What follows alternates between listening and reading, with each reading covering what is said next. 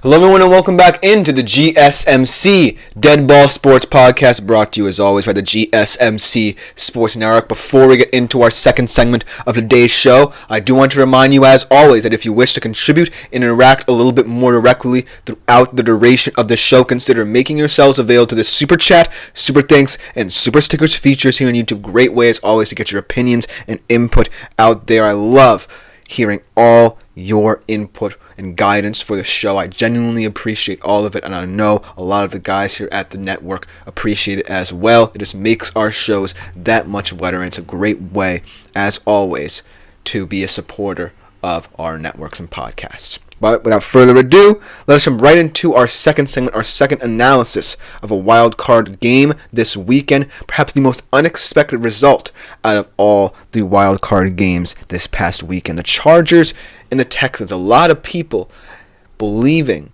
that the Chargers, as the road favorite, would absolutely annihilate this Houston Texans team, who has looked far from what they looked like last year, when C.J. Stroud was having a phenomenal rookie season and D'Amico Ryans, as a first-year head coach, really proved that his identity and culture was immediately taking root. And they ultimately proved us wrong with that D'Amico Ryans aggressive defense that we know and love, and really turned this game on its head to where they were blowing out this Chargers team. And in terms of the Chargers and the impact this will have on this team, I don't necessarily think it's as big an impact as other playoff teams, considering the fact that the Chargers were one of those teams that no one really knew a lot about coming into this season. Yes, they went out and hired Jim Harbaugh. Yes, they got both J.K. Dobbins and Gus Edwards from the Ravens. But we really didn't know how it all fit together. Most importantly, we didn't know if Justin Herbert, who up to this point had been one of the best young gunslinging quarterbacks in the league, would fit into the system, would really coalesce in this system. And he did, and in this playoff game, for some reason, it all came crashing down to the point where he threw 4 interceptions and really looked listless in this one against the Texans defense that looked motivated, that looked hungry, and looked like it was primed for another upset against the Chiefs in Arrowhead. But let's talk a little bit about this game stats-wise and how these two teams, in the case of the Texans going on to face the Chiefs, and for the Chargers going into the offseason, will view this result. Let's start with the Chargers, and let's start with Justin Herbert's performance, because it was very lackluster, and I do believe that we're starting to see a pattern of repetition in terms of Justin Herbert performances in the postseason, even though we've only had 2 of them. 14 for 32, 242 yards, 1 touchdown, 4 interceptions. This game now sees his really paltry, lackluster QBR in the postseason only skyrocketed by 20 points to just above 60. That's a horrific QBR for a quarterback who everyone believes is one of the best young quarterbacks in the league. And I know that it's something to do with Jim Harbaugh's system and how he fits in it, being asked to pass a little bit less than he was used to potentially in the Brandon Staley era. But there is something to be said about Justin Herbert entering the postseason in a game in which everyone is expecting you to win and perform well, and screwing the pooch. And I think that Justin Herbert is still a talented quarterback who's going to get a myriad number of chances in future years to prove himself in the postseason. But this game really fell flat for him. And yes, I feel like one big issue that the Chargers do have to address in the postseason is getting him a little bit more help. But if you look at this team, they already look and have the feel of a playoff team. Their defense played well all year, one of the best scoring defenses in the league. Their O-line has 2 young bookend tackles who I really like, in Slater and Joe Alt. Ladd McConkey proved that he's a number 1 receiver. And yes, I know that a lot of people don't necessarily like Quentin Johnston and Joshua Palmer as secondary options, but they still think they're talented receivers. It's more about the intentionality of the Chargers' decisions rather than, I feel, in-house mistakes they've already made. Because I do think they're building something and they deserve to get into the postseason this year. But the reason why I think there's a separation between them and the AFC's elite is that with this transition, it spells different ways to go about decision making. Whereas Brandon Staley had a formula in terms of what decisions he wanted to make, Jim Harbaugh will have his. And they may be completely different from what everyone is thinking about for the Chargers this offseason, pundits and podcasters like myself alike.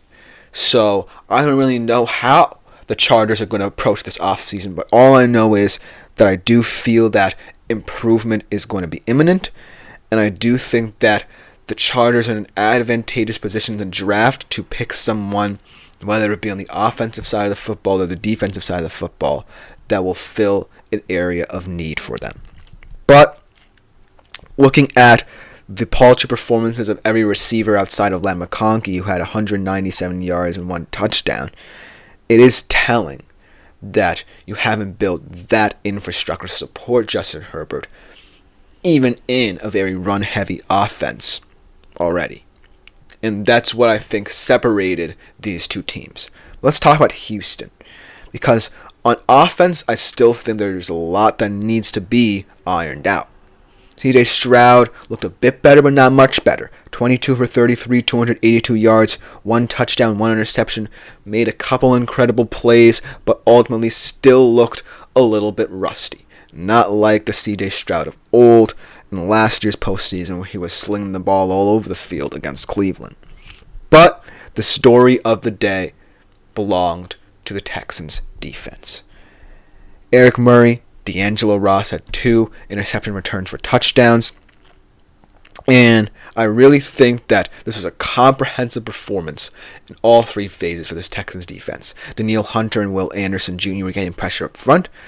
These young bucks in the secondary, the guys who I really like, Stingley, Lassiter, really held up well, really played remarkable football, and ultimately led me to believe this Texans defense is what is going to be the X factor in their divisional round game against the Chiefs, and if they pull out the upset, the championship round against the Bills or Ravens.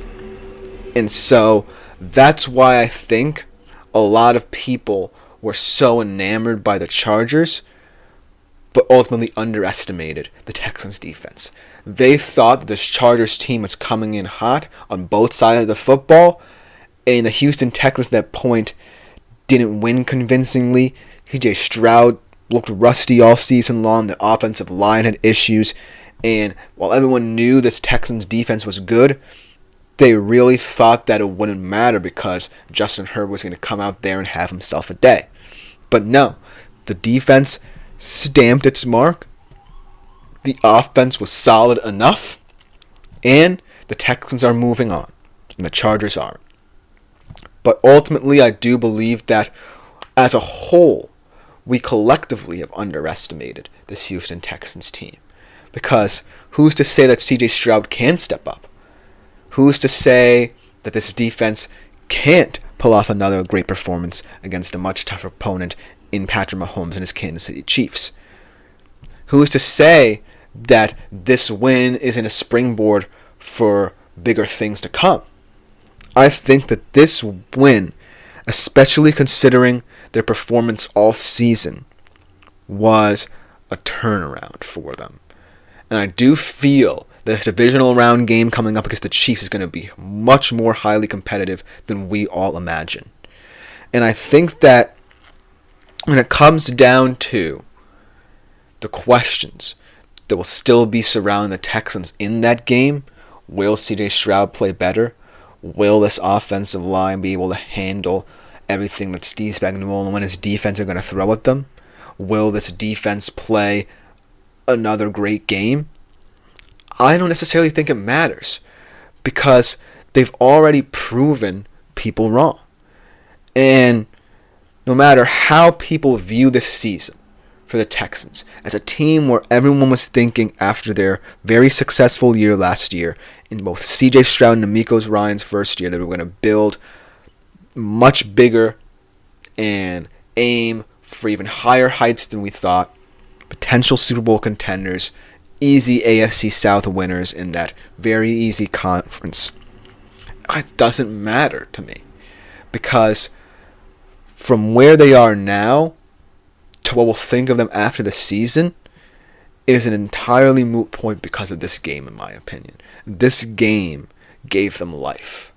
And before this game even happened, we were talking about this team as a lifeless entity. We thought they had no chance.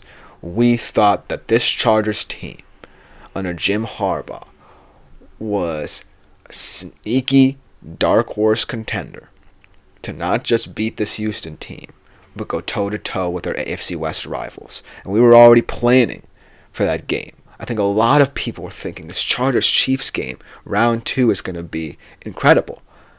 But this Texans defense and this Texans offense is more than the sum of its parts. Yes, there are going to be questions, but they've already answered several of them already. And so, in terms of my final analysis of this game, it was truly bizarre considering the fact that I thought that myself the Chargers were going to win, and then they ultimately didn't show up. But now I'm starting to think that this Houston Texans season is now going to be viewed as a lot more successful to a lot of people than what would have happened had they lost. Because no matter what takes place at the Chiefs in Arrowhead on Saturday, or is it Sunday? I'm not sure. I've got to check the schedule. But no matter what takes place, I still think this team achieved something that not a lot of people thought they would. And that might just be a little bit better than over-exceeding people's expectations. But ultimately, this game was one that was perhaps the most intriguing to analyze from this week and the most unexpected to analyze from this regard. But coming up next, we are going to be transitioning into the world of college basketball. A first-time segment here in the GSMC Dead Ball Sports Podcast, looking at all the top contenders at the midway point of the season and how they could look come March Madness. We'll be right back after this short break to talk about that as well. Looking for your daily fix of sports talk without having to pay for it? GSMC Sports Network is available on YouTube.